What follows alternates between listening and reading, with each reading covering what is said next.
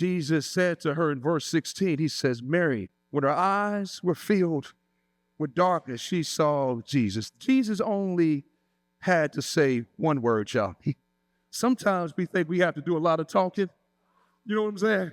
Sometimes all it takes from Jesus, there's only one word that he has to say. Jesus called her by name, y'all. She didn't recognize his physical appearance, but one thing she did recognize is his voice. Sometimes we can be in such dark situations, places, we can't see him.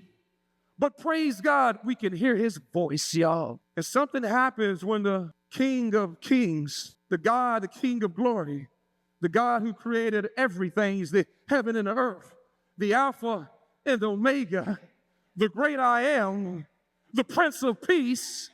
There's something different when he begins to call us by name. He could have called us out of our names, a disrespectful name. But because he loves us, he calls us. He calls us.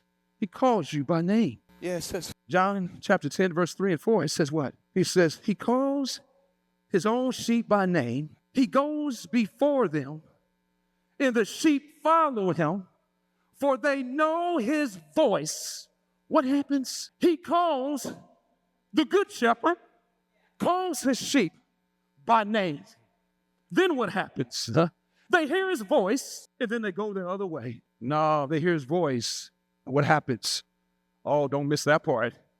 And they follow him. Why do they follow him?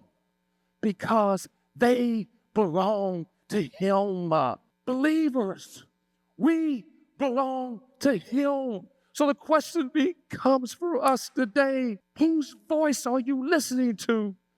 And if you're listening to Jesus, are you following him? Not just saying, yes, I hear you, God, but I have a desire to live for you, Jesus. That's a different conversation.